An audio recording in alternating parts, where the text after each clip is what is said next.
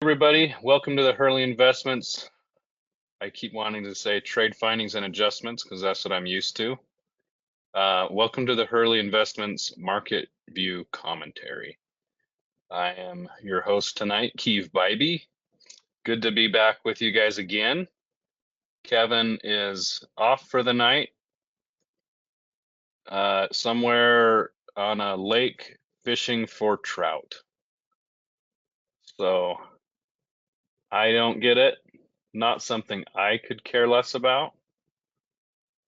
I'd rather go skiing, ride a motorcycle, anything else, but to each their own. What do we got today? We will get to the Barron's article in just a second.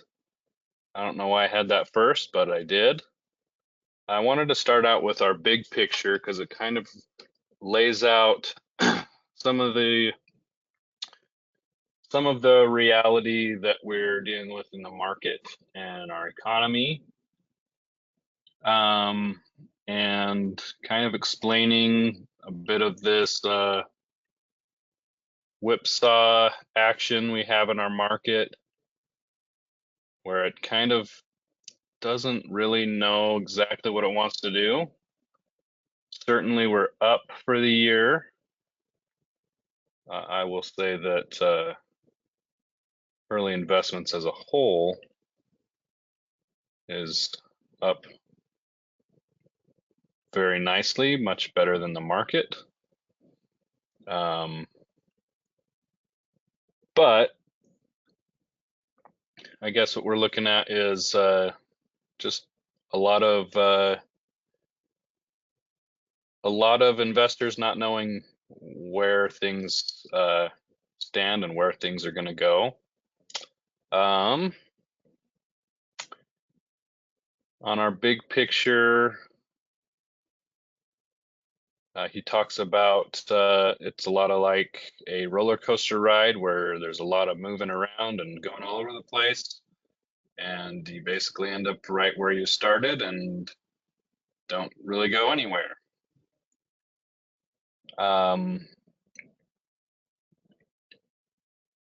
As I just said, the market's up 2.3. First bullet point here,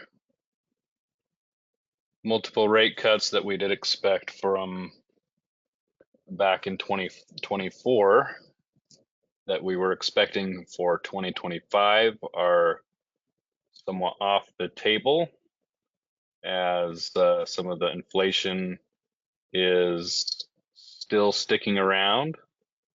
And of course, there's all of the suspicion that any tariffs that Trump will throw on in the mix will contribute to that.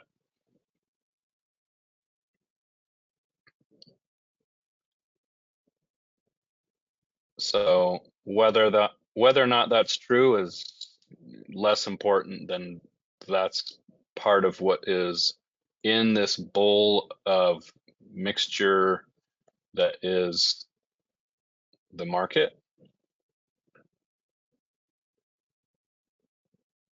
Moving on down, and I think this is a big one that both Kevin and I have been talking about, and we have been cognizant of, which is the multiple expansion. So you guys know, whenever a company has their earnings, they post their earning numbers, their bottom line, which is their earnings per share, and their top line, which is their revenue.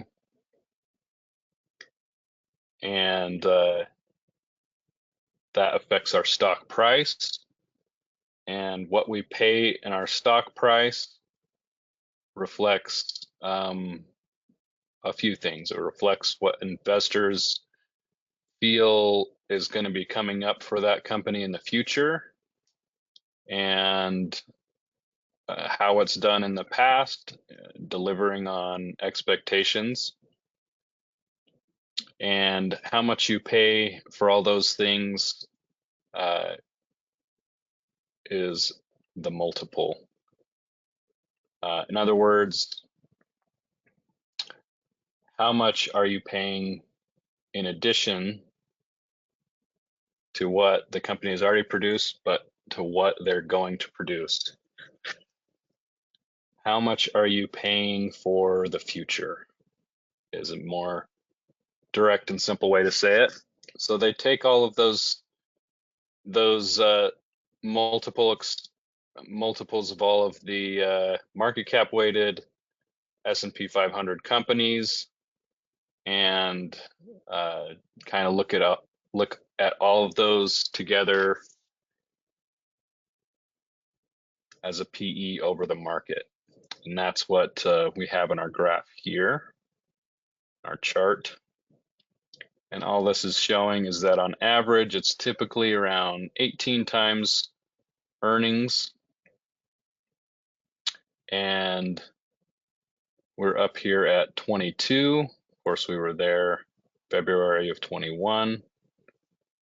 And we're back up that direction here a couple years later.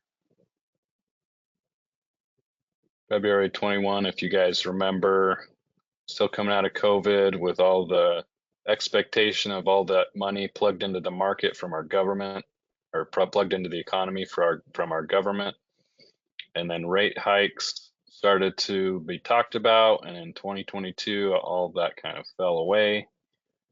And at the same time, contributed to everyone going, hey, look, stocks are cheap now. We're paying less for what these companies are producing, closer down to 16 times earnings. And more cash was deployed and we started to move back up. Back up here. It also gives us a graph of Wilshire 500 compared to the GDP ratio.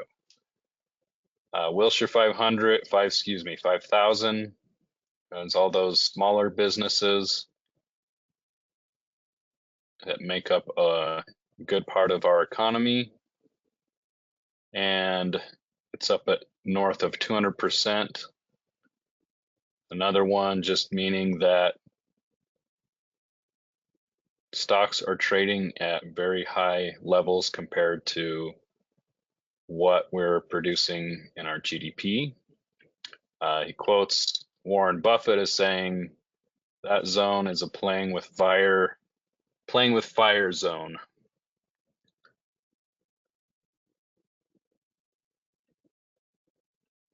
So hopefully I wasn't too much of a word salad. What it just means, again, come back to maybe more basic terms, is stocks are getting very expensive compared to what they're producing.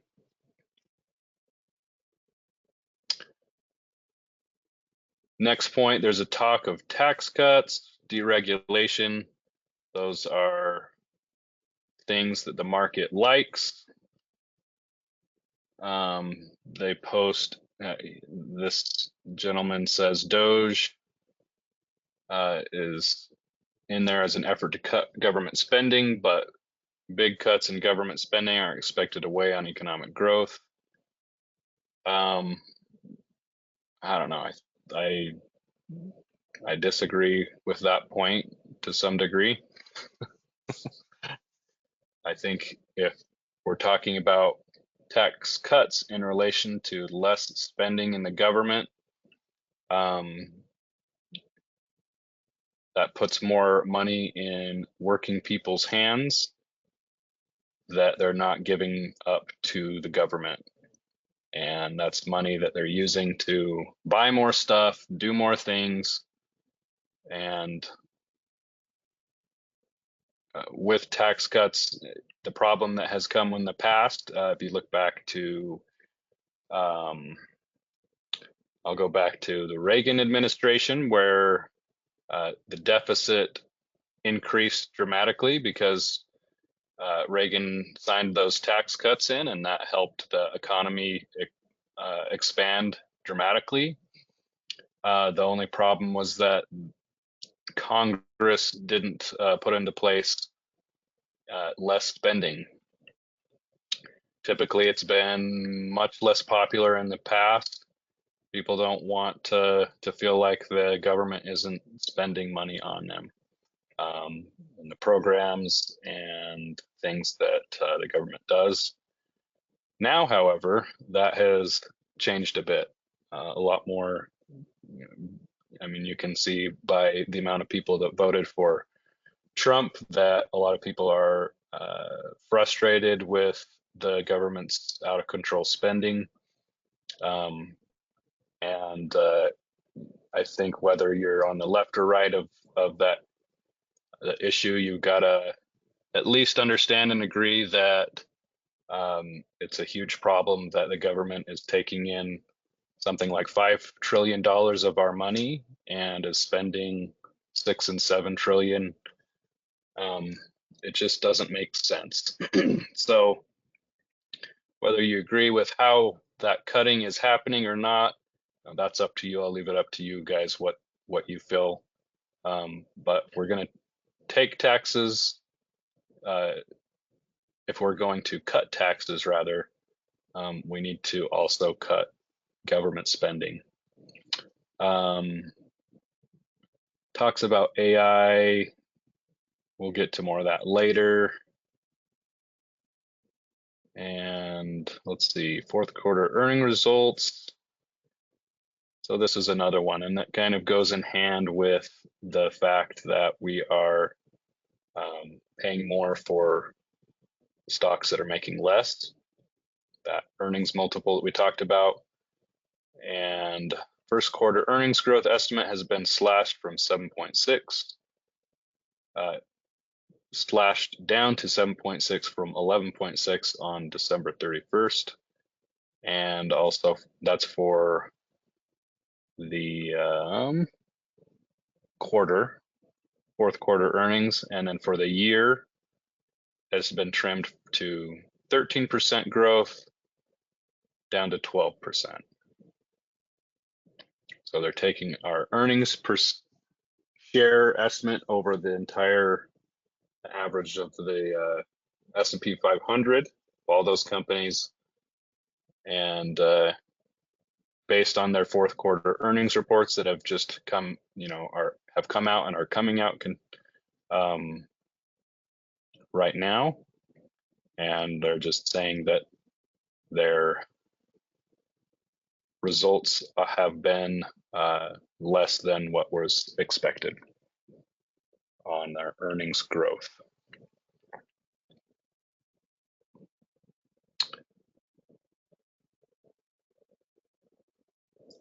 And I don't have anything to say about the last two bullet points, but I'll read a little bit of this.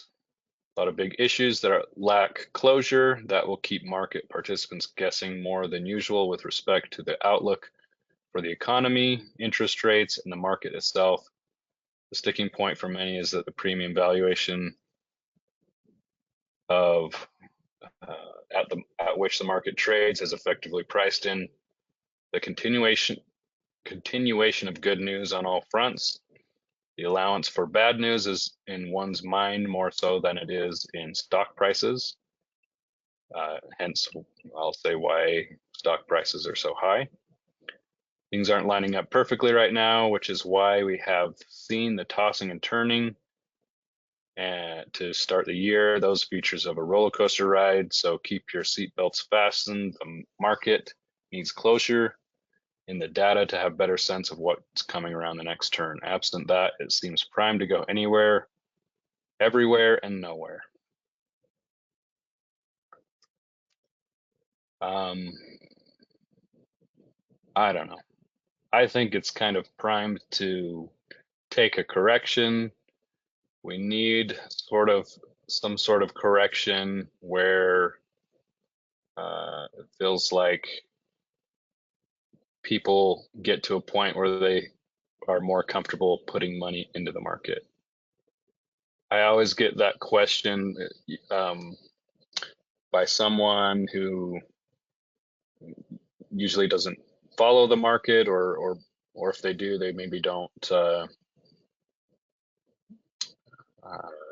don't know. They don't understand it. What they don't understand is that um, well, based on the question I get, which is why can't the market just continue to go up? Why, if it helps all of us, if the market goes up, why can't it just continue to go up? Why do we have these pullbacks and drawdowns and crashes and dips? That's a question for you guys. I'll give you my answer, but what do you guys think?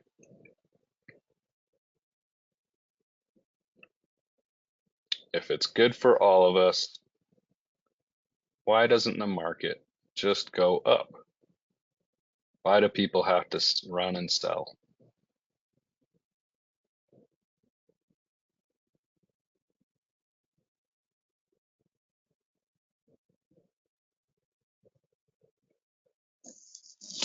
Mary says people are afraid to lose money. Yes, I'll agree with that, Mary, for sure. Uh, but if we all agreed to, hey, we're not going to take any money out, we're not going to sell. Why couldn't we all just agree to make the market go up? Maud says profit taking, earnings. Yes. What specifically do you mean about earnings, Maud?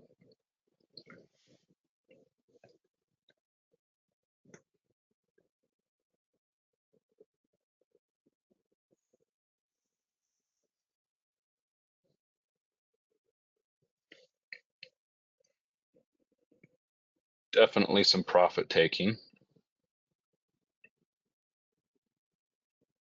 Heck, any of these tops could be profit taking to some degree.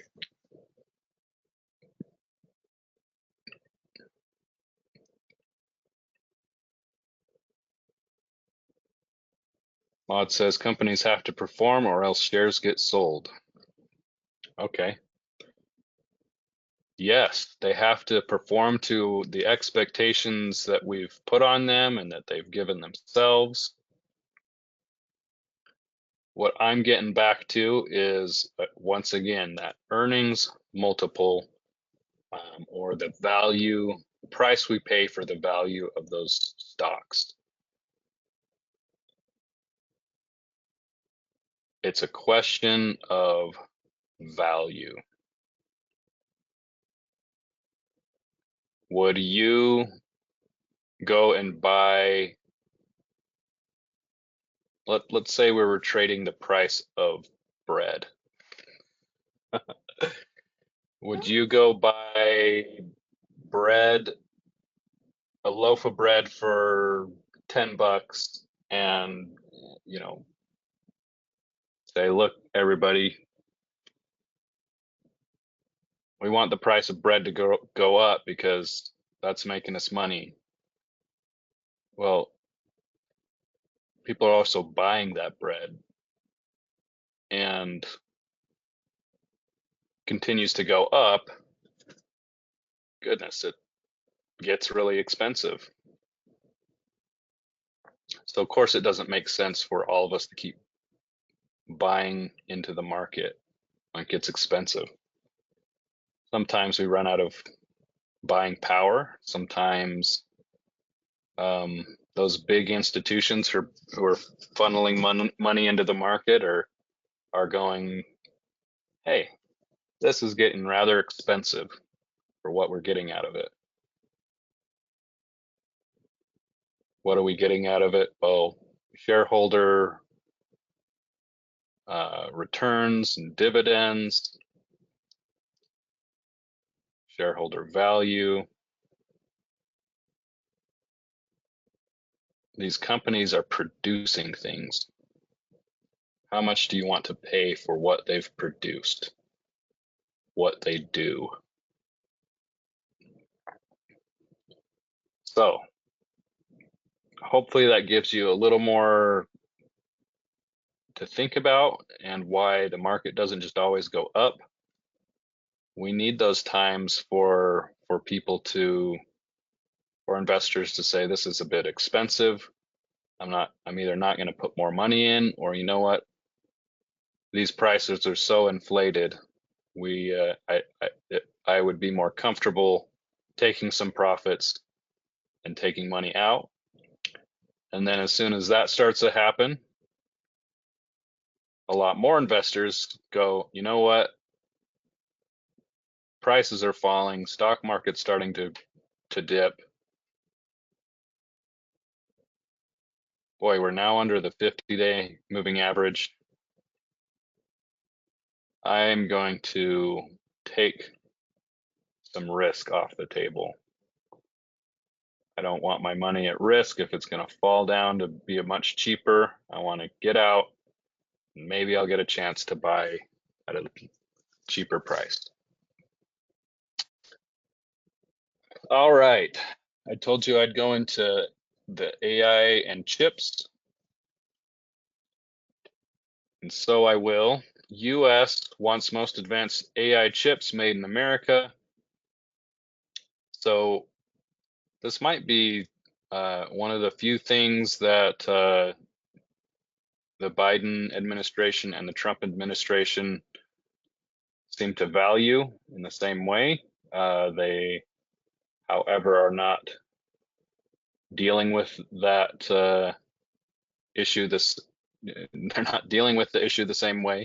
They have different ideas of how to take care of it. And that issue is making sure America is a leader in the chips and that we're not so dependent on um, chips produced either in China or, for this article, Taiwan, which 90% of the world's most advanced chips come from. And of course, Taiwan is the problem with it is it's kind of under threat of China coming in and taking over, even though they already believe it's theirs. It's just kind of a risk. So there's been encouragement, both investment from the government that Biden did to our U.S. chip makers. J.D. Vance, when talking to the AI Action Summit in Paris, went over a few ideas. And because AI, still, even with the DeepSeek fiasco that you guys probably heard about, the US is still on the cutting edge of technology for AI and the most advanced chips. So in trying to safeguard that advantage, we're wanting companies to,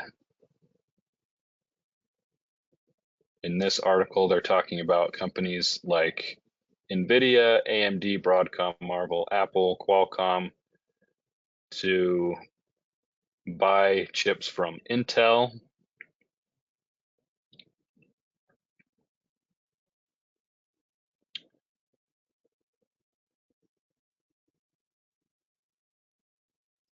One way that they differ here between Biden and Trump, although the Biden administration last month expanded restrictions on AI chip exports, licensing approvals, or caps to over 120 companies beyond China, Vance suggested that the Trump administration could allow AI companies and AI chip makers like NVIDIA to sell their products abroad.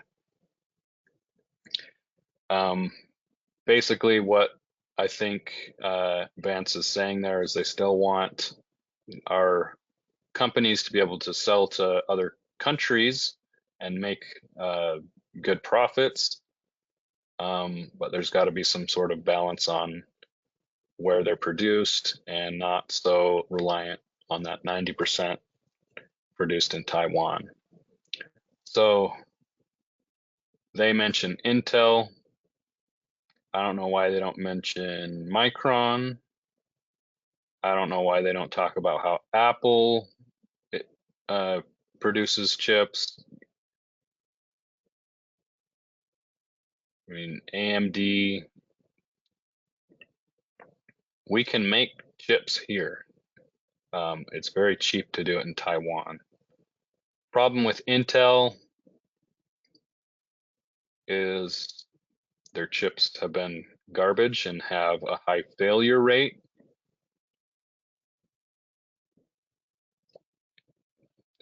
Micron, I think, would be a better place for that investment from these companies. Also, note the other problem with the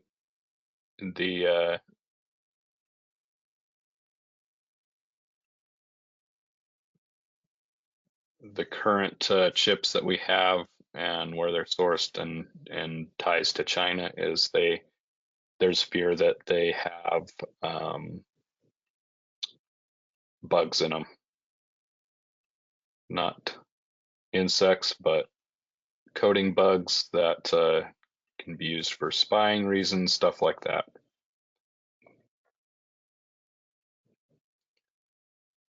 So Intel, I don't see that as much. They've got to get their crap together. Say Micron. We've got Texas Instruments that replaced the Micron building over here and close to me in Utah. We've got Apple talking about 500 billion they want to invest over the next 4 years into more factories in Houston and Texas, into they mentioned a bunch of places: Michigan, Texas, California, Arizona, Nevada, Iowa, Oregon, North Carolina, and Washington. They really should be building in Utah. Utah is a great place for business.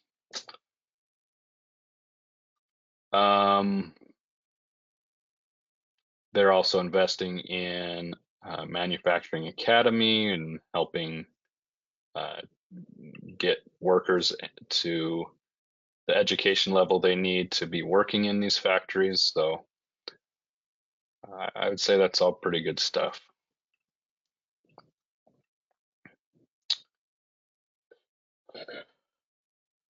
Just to stop real quick, are there any questions or any thoughts that you guys have had as I've been mumbling along here?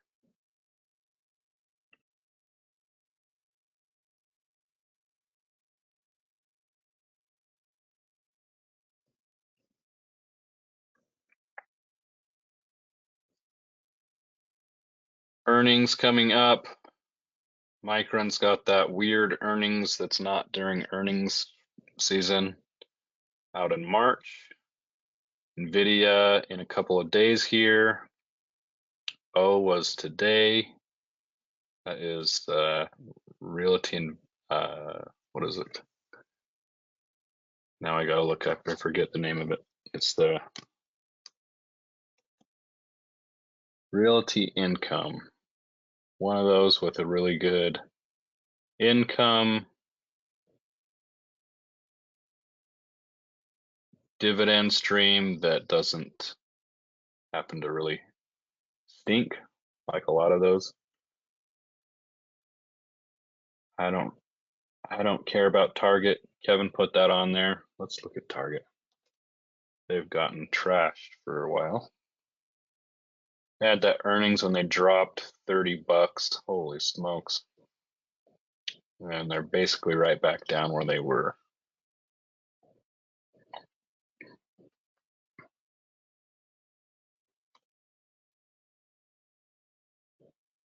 One of the reasons we've been doing a little better than the market is this right here, Apple coming back up. Fell on their earnings and have come back to where they were. Had a course, they had a high they topped out on the end of last year, but they've been bucking the market trend.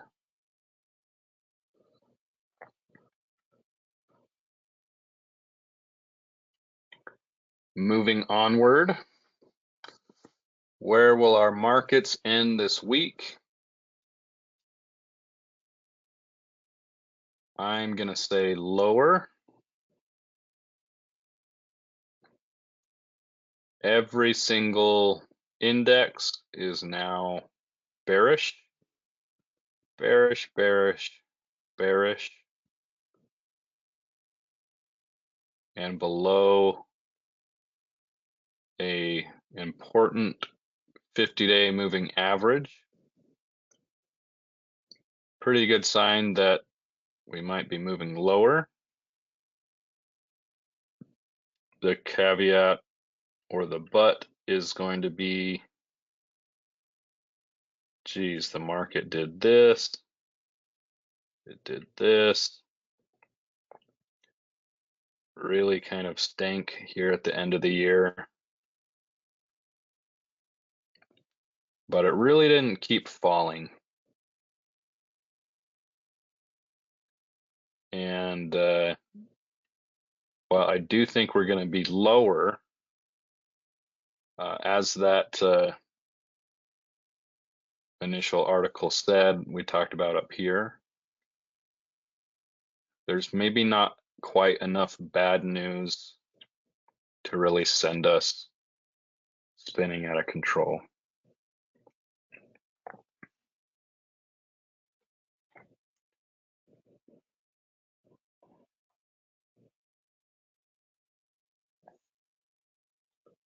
So where will our S&P end February? I'm saying down 1.5. I think that gets us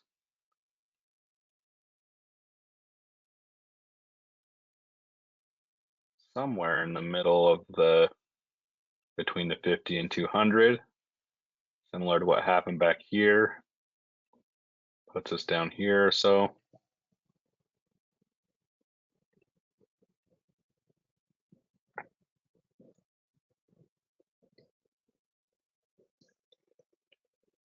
Earnings this week, Domino's Pizza, Trip.com, Zoom.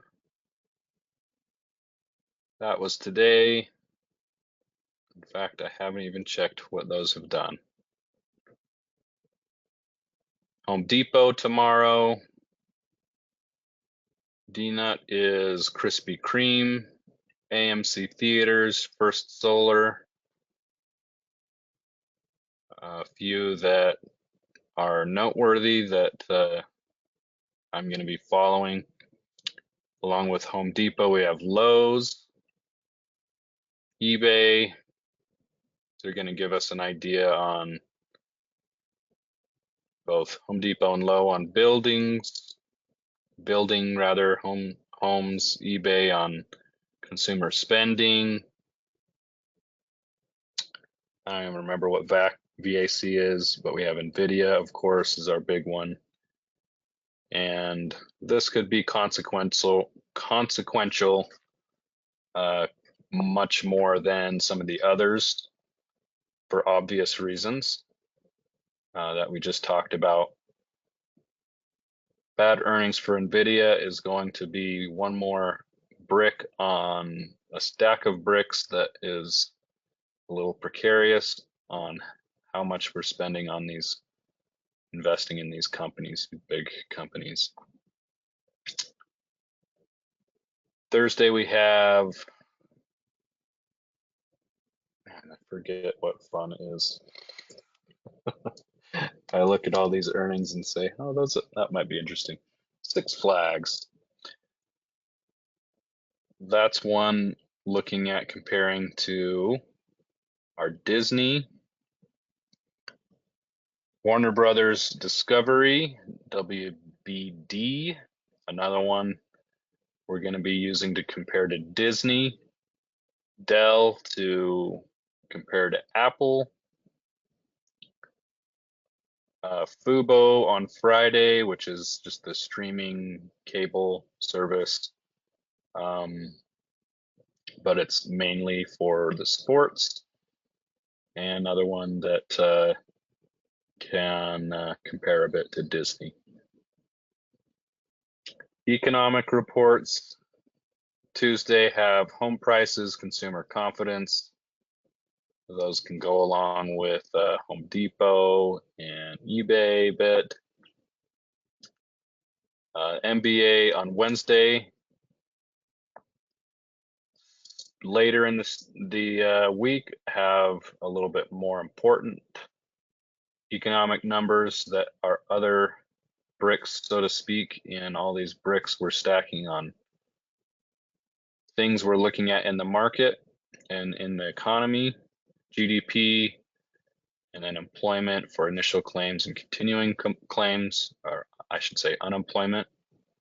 And then Friday we have the all-important PCE, which is inflation, but it's the inflation measure that has been more important for the Fed. So another one we'll keep our eyes on, and of course, if that doesn't look good, then plan on the market dumping Friday.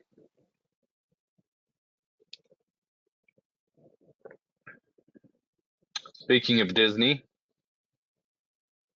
and speaking of a lot of stocks, we really have a lot of things protected. We've had this protected since earnings, and it just can't get back above our 50-day.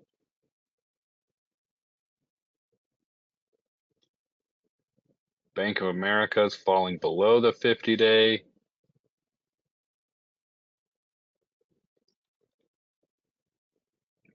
Baidu kind of just all over the place, but stuck in no man's land between the 50 and the 200.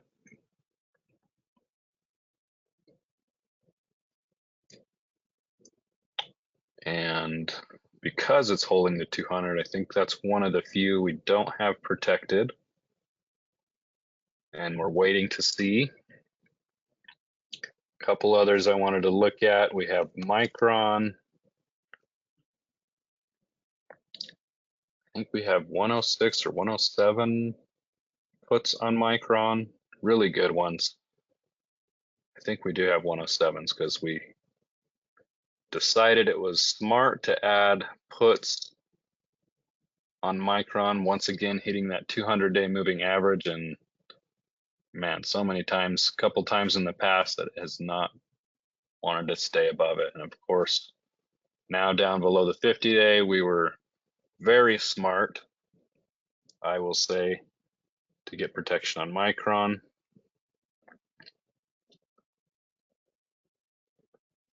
Going down to not XYS, but XYZ, which is block, used to be SQ. Really had crap earnings, and thank goodness we had protection, obviously, for earnings on block.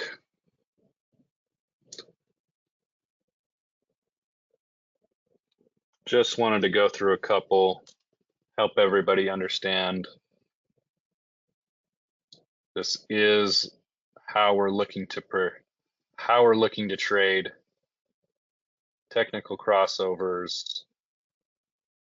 We still have a couple earnings, obviously, and overall just uncertainty in the market, and so we're protecting. Any questions on those?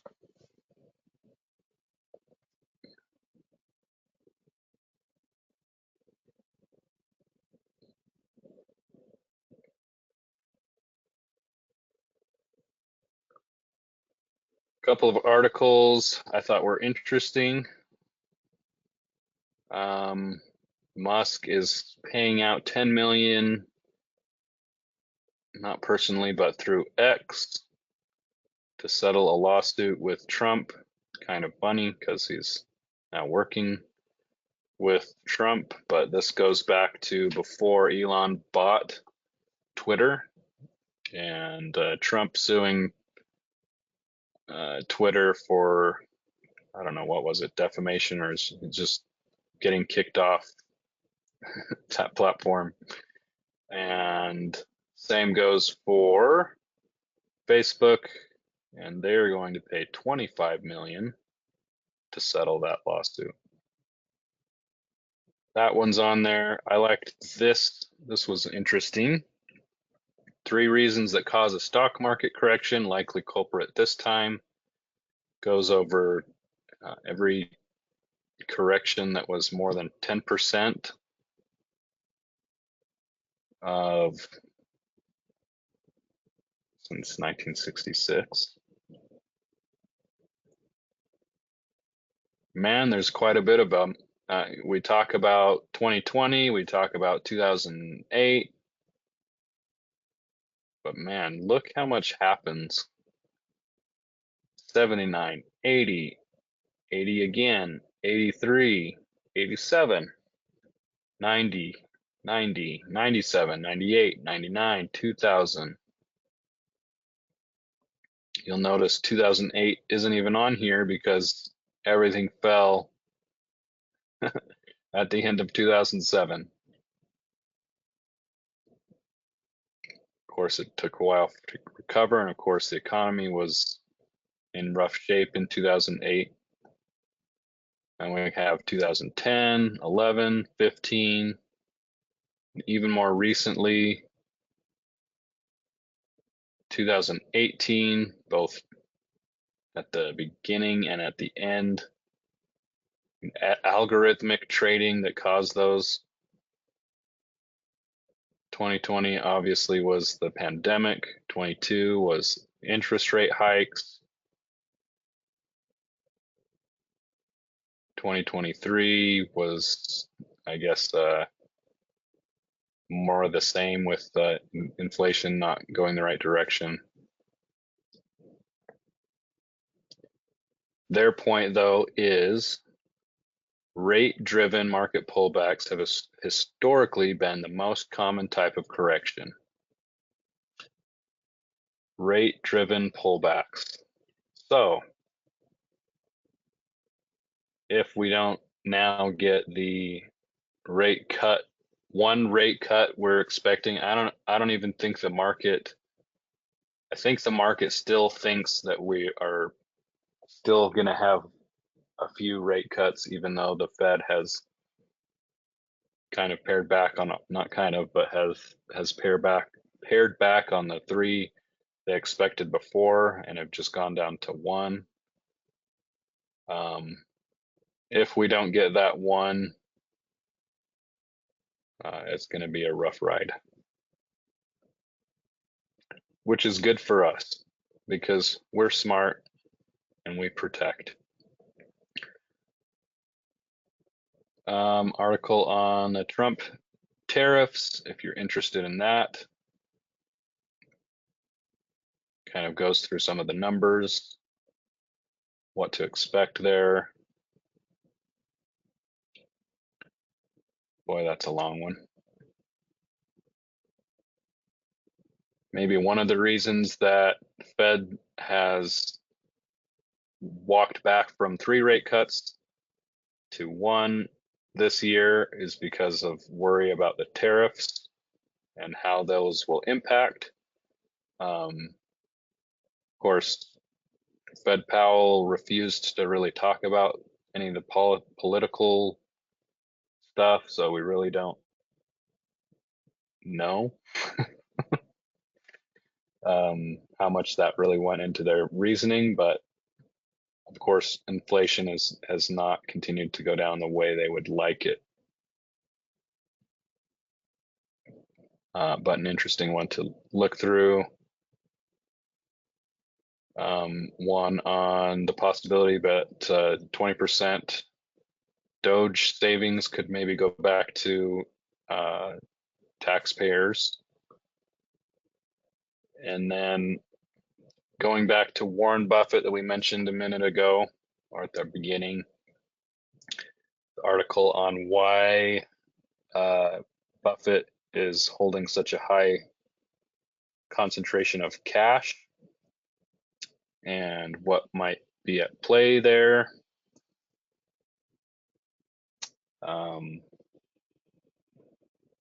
I will say that a lot of the times there's usually for another big purchase, and he's holding on to some cash, not wanting to tip his hand on what he's going to buy, what company he's going to invest in, and shoot himself in the foot by making that stock price go up by talking about it. So sometimes, and this isn't even mentioned in this article, is because he's getting ready to buy something.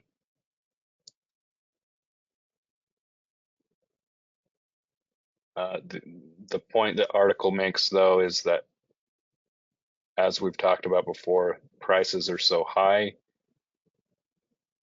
that there just might not be something worth buying, because Buffett, as you know, and as we try to do as well, you buy when things are on sale, not when things are expensive. So that's one worth reading, and that really does it for me this evening. Thank you guys for once again joining me. Last chance for any last questions that I can hopefully answer and put to ease.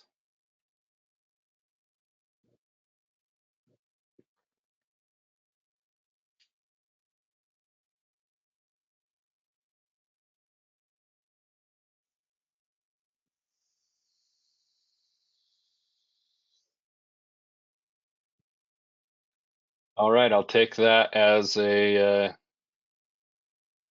everything is perfect in your world and things are amazing. No questions.